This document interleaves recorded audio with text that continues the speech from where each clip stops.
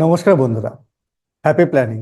রিটায়ারমেন্টের ওপরে লেখা বেশিরভাগ আর্টিকেল আপনাকে বাকেট স্ট্র্যাটেজির কথা বলে, কিন্তু খুব কম মানুষই জানেন 2023 সালে মর্নিং স্টার একটি গবেষণায় প্রমাণ করেছে যে এই বাকেট স্ট্র্যাটেজির কারণে নর্মাল স্ট্র্যাটেজির থেকে আপনার টাকা একটু কমও হতে পারে মেয়াদের শেষে। তো বন্ধুরা, আজকে আমি সহজ ভাষায় আপনাদের এই বাকেট স্ট্র্যাটেজি শেখাবো। আর সাথে থাকবে 4 নম্বর বাকেট, যা বেশিরভাগ মানুষই এড়িয়ে যায়। আমি এই ভিডিওটিতে যেটা 3% উইথড্রল রুল আছে, তার সাথে আমার যে বাকেট স্ট্র্যাটেজি আছে, যেটা আমি ফলো করি, সেই বাকেট স্ট্র্যাটেজিটা আমি এটা কম্প্যারিজন করব।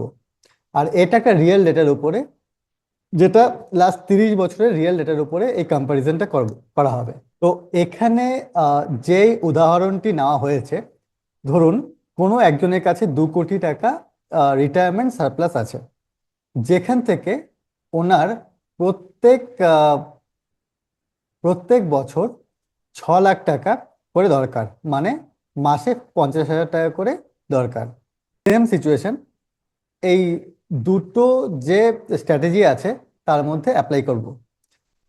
এই হলুদ লাইনটি হলো বাকেট স্ট্র্যাটেজি, আর এই যে রেড লাইনটা আছে সেটা হচ্ছে 3% উইথড্রল স্ট্র্যাটেজি।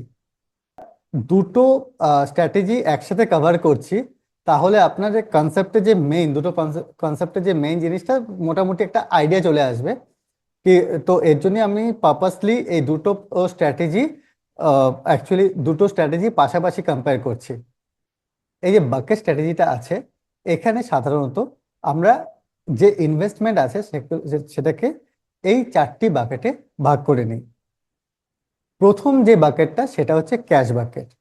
ক্যাশ বাকেটটা কি, এখান থেকে আমাদের লিকুইড ক্যাশ যেটা দরকার আর কি, সেটা আমাদের লাগবে। সেকেন্ড যে বাকেটটা সেটা ডেট বাকেট। এর সাথে যেটা হতে পারে, আমরা এটাকে ফিক্সড ডিপোজিটও আমরা এই বাকেটে রাখতে পারি। যেমন সিনিয়র সিটিজেনের ক্ষেত্রে ফিক্সড ডিপোজিটটা খুব ইম্পর্টেন্ট, কারণ ওনারা আহ, যেহেতু কম ট্যাক্স বাকেটে থাকেন, এবং যেহেতু ফিক্সড ডিপোজিটে এক্সট্রা পার্সেন্টেজ পান, তো সেক্ষেত্রে সিনিয়র সিটিজেনদের ক্ষেত্রে এখানে ফিক্সড ডিপোজিট রাখাটা খুবই প্রয়োজনীয়। সিনিয়র সিটিজেন ফিক্সড ডিপোজিট বিশেষ করে। তারপরে আমি যেটা ব্যবহার করি পার্সোনালি সেটা হচ্ছে এই মিডিল লেয়ার বাকেট। এই এই বাকেটটা সাধারণত মর্নিং স্টারের যে অ্যাকচুয়ালি সার্ভে ছিল তার মধ্যে এই বাকেটটা ছিল না। এটা আমি পার্সোনালি এটাকে ইউজ করি। এর পেছনেও কারণটা আমি আপনাকে বলছি। এই বাকেটটাতে আমি রাখি মাল্টি অ্যাসেট আর হচ্ছে ব্যালেন্স অ্যাডভান্টেজ ফান্ড। এবং চতুর্থ নাম্বার যে বাকেটটা আছে, সেই বাকেটটা হচ্ছে ইকুইটি বাকেট। তো এখানে ক্যাশ বাকেটে আপনারা জানেন যে আহ, এই ব্যাকেটটা আমাদের লিকুইড যে ক্যাশটা, প্রত্যেক মাসিক খরচের যে এটা হচ্ছে লিকুইড ক্যাশটা, আমরা এই ব্যাকেটে রেখে থাকি। সেকেন্ড বাকেট, এখানে আমরা মোটামুটি ধরে নিন 2 থেকে 3 বছরের যে যেই অ্যামাউন্টটা আমার লাগবে প্রত্যেক মানে ডে টু ডে এক্সপেন্সেসের জন্য। যদি আমি এই সিনারিওটা ধরি, যেখানে আমার 6 লাখ টাকা প্রত্যেক বছর লাগছে, তো হতে পারে এখানে আমি মেবি এখানে এ, আহ, উম, মানে 12 লাখ বা এখানে 18 লাখ টাকার মতো আমি ফিক্সড ডিপোজিট বা ডেটে রাখতে পারি। ঠিক আছে, এবার বাকি যেটা আছে, ঠিক আছে, বাকি যে অ্যামাউন্টটা আছে সেটা আমরা রাখবো মাল্টি অ্যাসেট ব্যালেন্স অ্যাডভান্টেজ আর ইকুইটি ফান্ডে। এবার কোন ক্ষেত্রে কত পার্সেন্টেজ রাখবো সেটা ডিপেন্ড করবে আপনার যে রিস্ক অ্যাপাটাইট আছে তার উপরে। আহ, সেটা আপনার যে ওয়েলথ ম্যানেজার আছে ওনার সাথে আপনি ডিসকাস করুন, উনি আপনাকে প্রপারলি গাইড করতে পারবেন। এবার ইকুইটি, আমরা জানি it is a high growth, high return, high standard deviation. ঠিক আছে, রিস্কও হাই। তো ইকুইটি বাকেটটা এখানে রাখছি। এখানে আমি যে এই ব্যালেন্স লেয়ারটা নিয়েছি, এই ব্যালেন্স লেয়ারটা এই দুটো বাকেটের মধ্যে ব্রিজ করে। যেমন আমি এখানে মাল্টি অ্যাসেট লেয়ারটা কেন নিয়েছি? তো এখানে বেসিক্যালি রিস্ক ডাইভার্সিফিকেশন আর হচ্ছে আপনার বেসিক্যালি রিস্ক ডাইভার্সিফিকেশন আর মাল্টি অ্যাসেটের অ্যাপ্রোচটা থাকার জন্য। যেমন ধরুন মাল্টি অ্যাসেটে কি হয়েছে, আমরা আগের ভিডিওতে দেখেছি যে এখানে যেহেতু ইকুইটি, ডেট, গোল্ড এই অ্যাসেট ক্লাসগুলো থাকে, কিছু কিছু ফান্ড আছে যারা আপনার আরইআইটি রিয়েল এস্টেট ফান্ড রাখে। তো সেক্ষেত্রে কি হয়, এখানে যেহেতু কোনো একটা অ্যাসেট ক্লাস খারাপ করলে বাকি অ্যাসেট ক্লাসটা হেজ করে দেয়, বা বাকি অ্যাসেট ক্লাসটা মানে একটা ক্লাস করলে বাকি দুটো ক্লাস নাও খারাপ করতে পারে। তো এর জন্য এখানে কি আছে, স্ট্যান্ডার্ড ডেভিয়েশন ভোলাটিলিটি, কম ভোলাটিলিটিতে বেশি রিটার্ন আসে। আর ব্যালেন্স অ্যাডভান্টেজ কি হয়, বেসড অন ভ্যালুয়েশন আর আদার ফ্যাক্টর, এখানে fund manager automatically debt to equity, equity to debt balance করে থাকেন। তো সেক্ষেত্রে সাধারণত দেখা যায় এখানেও স্ট্যান্ডার্ড ডিভিয়েশনটা কম থাকে। মেজরলি এটা রিস্ক ব্যালেন্সিং ব্যালেন্সিং প্রসপেক্টিভসে আমি এটা ইউজ করি। আর obviously equity is a high growth prospective. তো বেসিক্যালি কি হয়, যখন ধরুন ইকুইটি বুল রানে চলছে, ঠিক আছে, সে সময় আমাদের ধীরে ধীরে এই বাকেট থেকে প্রফিট বুক করতে হবে, আর বাকি এই দুটো তিনটে বাকেট আমাদের ফিল করতে হবে, ঠিক আছে। আবার যখন ধরুন লাস্ট 2 বছর যখন ইকুইটি ভালো রিটার্ন দিচ্ছে না, সে সময় আমরা ইকুইটিতে টাচ না করে আমাদের, কারণ যারা রিটায়ারি তারা এই ফান্ডটার উপর বেস করে আছে, তাই তো। তো সেই সময় আমরা এই তিনটে বাকেট থেকে প্রথমে বাকেট এ ক্যাশের থেকে টাকা বার করব, দেন আমাদের ডেট আর ফিক্সড ডিপোজিট এর থেকে টাকা বার করব, থার্ড লেয়ার আমরা মাল্টি অ্যাসেটে টাকা বার করব। ধরে নিন আমরা এই তিনটেতে যদি মানে আমি বলছি যদি মেবি 40%ও আমি যদি রাখি, ঠিক আছে, তাহলে কত আছে, যদি আমি 2 কোটির একটা পোর্টফোলিও দেখি, তাহলে মোটামুটি 80 লাখ এখানে আছে। এই আপনার 6 লাখ টাকা করে লাগছে, তাই তো। তাহলে কত, তাহলেও আমরা মোর দেন 10 ইয়ার্স, ওকে, আমরা এই বাকেটটাকে ইউজ করতে পারবো। মোটামুটি 10-15 বছর আমরা এই তিনটে বাকেট উইদাউট টাচিং ইকুইটি আমরা ইউজ করতে পারবো, রাইট। তারপরে কি হবে, যখন আমরা দেখব যে ইকুইটিতে বুল রান আছে আর ইকুইটি ভ্যালুয়েশন একটা স্টেজে উঠে গেছে, তখন আমরা ইকুইটি থেকে পিরিয়ডিক্যালি আবার এই তিনটে বাকেটকে ফিল আপ করবো, ঠিক আছে। এটাই হচ্ছে বাকেট স্ট্র্যাটেজির অ্যাকচুয়ালি পজিটিভ দিক। এবং থার্ড লেয়ার হচ্ছে আরেকটা জিনিস করা যেতে পারে, যেহেতু এই মাল্টি অ্যাসেটের আর ব্যালেন্স অ্যাডভান্টেজে ভোলাটিলিটি কম থাকে, ঠিক আছে, সেহেতু আমরা কি করতে পারি যে আপনার রিটায়ারমেন্টের এই 6 লাখসের মধ্যে একটা কিছুটা অংশ আমরা এখান থেকে একটা SWP শুরু করতে পারি, ওকে। তো এর পেছনে অনেক টেকনিক্যালিটি, অনেক লজিক আছে, কখন করব কখন না করব, ঠিক আছে।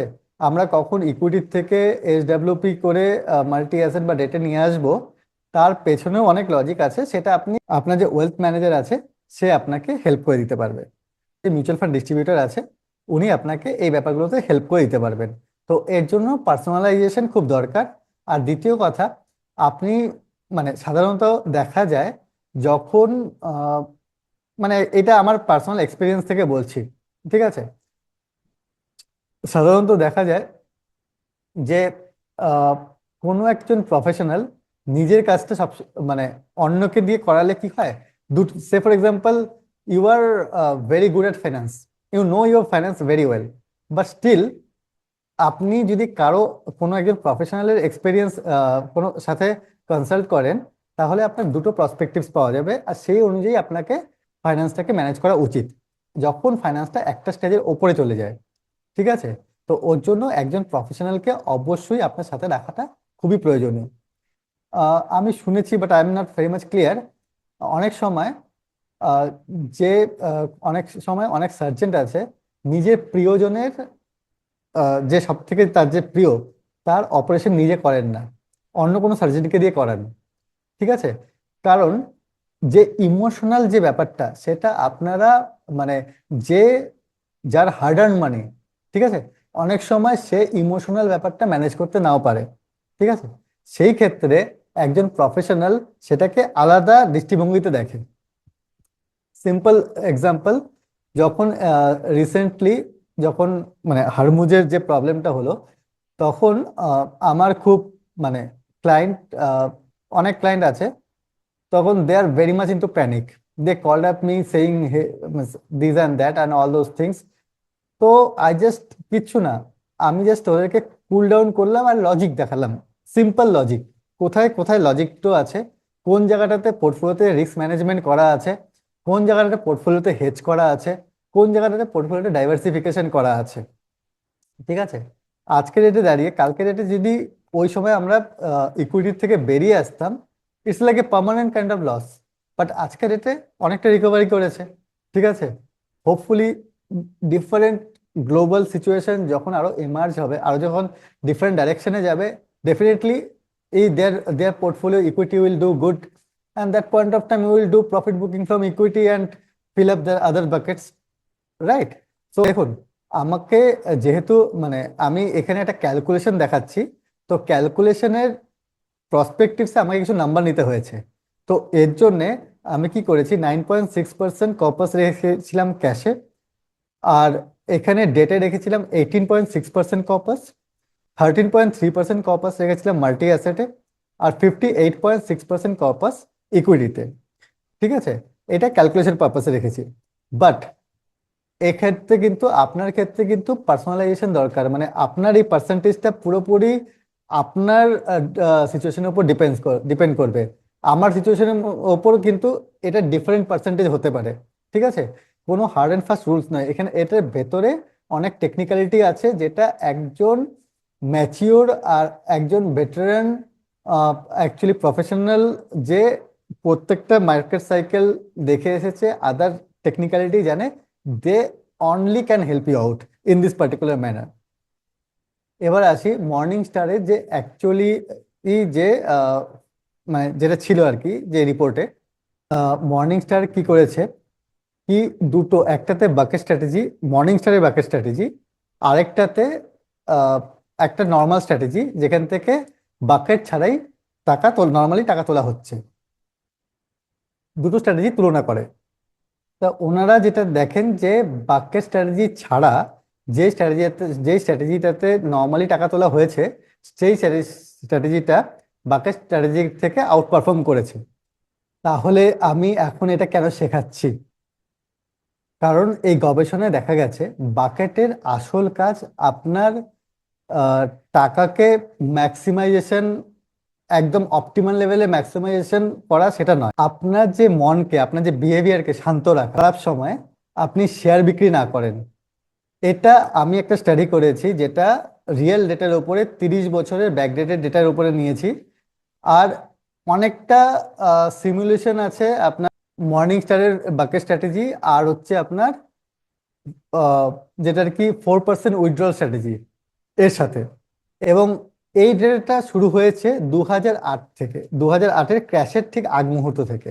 তাহলে এখানে যদি আপনি দেখেন 2008-এ যে আপনার মার্কেট ক্র্যাশ হয়েছিল, ঠিক আছে, সেখানে ইকুইটি মোটামুটি ধরুন 51%, মোর দেন 51% ক্র্যাশ করেছিল, রাইট। এই যে অ্যাজাম্পশনটা নিয়েছি, প্রথম বছরে যে যার 2 কোটি টাকা ছিল, সেটা পড়ে হয়ে গেছিল সেটা পড়ে হয়ে গেছিল 1.39, ঠিক আছে, 1,39,00,000 টাকা। এই যে রেড লাইনটা আছে, রেড লাইনটা হচ্ছে র্যান্ডম 3% উইথড্রল স্ট্র্যাটেজি, ঠিক আছে। এখান থেকে যেহেতু আমরা র্যান্ডমলি 3% উইথড্র করছি, সেহেতু যদি আপনি দেখেন এই রেড লাইনটা হচ্ছে র্যান্ডম 3% উইথড্রল। আর যে ইয়েলো লাইনটা আছে সেটা হচ্ছে বাকেট স্ট্র্যাটেজি। ইনফ্যাক্ট বাকেটও পড়েছে, কিন্তু বাকেটে আমরা কোন বাকেটটা ইউজ করেছি, যেটাকে আমার ক্যাশ আর ডেটের বাকেটটা ইউজ করেছি। তাতে কি হয়েছে, আমি ইকুইটি বাকেটটা ধরিনি, ঠিক আছে। এখানে নেগেটিভ কম্পাউন্ডিং মনে আছে, আমরা নেগেটিভ নেগেটিভ কম্পাউন্ডিং পড়েছিলাম। এবার যদি দেখি যে 1-2 বছর পরে দুটোই উঠেছে, এটা কিন্তু কম উঠেছে বিকজ অফ নেগেটিভ কম্পাউন্ডিং। এটা নিজের মানে এটা বেশি উঠেছে, কারণ আমরা ইকুইটিটাকে টাচ করিনি, আর ইকুইটি তার ন্যাচারাল গ্রোথ দিয়েছে। আর আমরা যখন মার্কেট পড়েছে, লো গ্রোথ যেটা আর কি অ্যাসেটটা আছে সেখান থেকে আমরা পয়সা বার করেছি, সেই বাকেট থেকে পয়সা বার করেছি। এটা আর কি মেইন রুলস ছিল যে খারাপ সময়ে আমরা ইকুইটি থেকে পয়সা বার করব না। তো ওর জন্য 4 নম্বর যে মানে আমাদের যে 4 বাকেটের যেটা আর কি স্ট্র্যাটেজি, সেটা খুব কম সময়ে দাঁড়িয়ে গেছে, মানে কম সময়ে রিকভারি করে গেছে। আরেকটা স্টাডি যেটা আমরা এর আগের ভিডিওতে আপনারা দেখেছেন, সেই স্টাডিটা হচ্ছে এই লাস্ট 2 বছর যখন ইকুইটিতে আমাদের আমাদের সেরকম রিটার্ন দেয়নি, সে সময় মাল্টি অ্যাসেট কিন্তু আমাদের সিএজিআর 15% সিএজিআর এর কাছাকাছি রিটার্ন দিয়েছে, around 15%, depending on the fund to fund. কেন? বিকজ এখানে গোল্ড এক্সপোজার ছিল, আর আমরা দেখেছি যখন ইকুইটি খারাপ করে গোল্ড এখানে হেজ করে দেয়। আর তাছাড়াও গোল্ডের অন্য কারণ ছিল, কিন্তু এখানে বিকজ অফ গোল্ড মাল্টি অ্যাসেটটা কিন্তু হেজ করে দিয়েছে। 30th বছরে 30th বছরে এটা 3.74 ক্রোর্সে গিয়ে দাঁড়িয়েছে। এই দুটো স্ট্র্যাটেজির মধ্যে পার্থক্যটি দেখুন। দুটো স্ট্র্যাটেজি একই সময় শুরু করেছে, প্রথম বছরে দুটো স্ট্র্যাটেজিতে ধস নেমেছে, ঠিক আছে, 2008-এর ধস। এই দুটো স্ট্র্যাটেজির মধ্যে একটা স্ট্র্যাটেজি ধস সামলে নিজেকে রেকটিফাই করে নিয়ে যেখানে আসলো, সেটা হচ্ছে 30 বছর পরে ওর কাছে লেফট ওভার, কারণ দুটো স্ট্র্যাটেজির মধ্যেই আমি 6 লাখ করে বার করছি, এর কাছে লেফট ওভার আছে 42 লাখ 30 বছর পরে। একই জিনিস অনলি বাকেট স্ট্র্যাটেজির জন্যে এখানে লেফট ওভার আছে 3.74 ক্রোর্স। এখানে কত? 9x মোর লেফট ওভার আছে। এর কারণ হচ্ছে বাকেট তৈরি করার জন্য আমার যে আর কি ডেট, ফিক্সড ডিপোজিট, ক্যাশ, এটা নিরাপদে থাকে। এটা হচ্ছে আমাদের খারাপ সময়ের সঙ্গী। আর আর ইকুইটি যখন ধস নামে, আবার ইকুইটিকে রিকভারি করার জন্য আমরা সময় দিতে পারি। Refill top down. So what does it mean by top down? তো এখানে কি করতে হয়, যখন ইকুইটি আমার মানে বাড়ছে বা পিকে আছে, তখন আমি ইকুইটির থেকে প্রফিট বুক করছি, আর বাকি ডেট, আমার ফিক্সড ডিপোজিট আর ক্যাশ, এই বাকেটগুলো ফিল করছি, আর মাল্টি অ্যাসেটে ফিল করছি, ঠিক আছে। এবার আমরা কোথায় কত পার্সেন্টেজ নেব, দ্যাট ডিপেন্ডস অন, আপনি আপনার ওয়েলথ ম্যানেজার বা মিউচুয়াল ফান্ড ডিস্ট্রিবিউটর যে আছে ওনার সাথে কথা বলুন। আপনার রিস্ক অ্যাপাটাইট, রিস্ক প্রোফাইল, আপনার নিড বুঝে ওনারা প্রপারলি আপনাকে গাইড করবে কিভাবে পার্সেন্টেজটা অ্যালোকেশন করতে হয়, ঠিক আছে। এবার সেই পার্সেন্টেজটা অ্যালোকেশন করে টাইম টু টাইম বেসিসে আমাদের এটাকে রিফিল করতে হবে। সেকেন্ড রুল হচ্ছে never sell equity or multi asset in down years. যখন যেসব ইয়ারে আমার ইকুইটি আর মাল্টি অ্যাসেট নেগেটিভে থাকবে, সে সময় আমরা ইকুইটি আর মাল্টি অ্যাসেটকে সেল করব না। সেই সময় আমাদের যে ইয়ারলি যে এক্সপেন্সেসটা, সেটা আমরা নেব ফিক্সড ডিপোজিট, ডেট আর ক্যাশ থেকে। 3 number, review maybe periodically different, যে যে গ্লোবালি যেসব চেঞ্জেস হচ্ছে, অ্যাকর্ডিংলি এই বাকেটগুলোকে অ্যাডজাস্ট করা দরকার। কথায় এই নিয়মটি হয়তো আপনাকে একদম অপটিমাল সর্বাধিক রিটার্ন দিবে না, কিন্তু মার্কেটের এই ওঠানামা, এই ভোলাটিলিটির মধ্যে আপনার যে প্ল্যান, আপনার প্ল্যানকে মানে আপনার প্ল্যানের যে প্রবাবিলিটি অফ সাকসেস, সেটা অনেকটাই বাড়িয়ে দেবে। আহ, দেখুন, অনেক রিসার্চ পেপার আছে।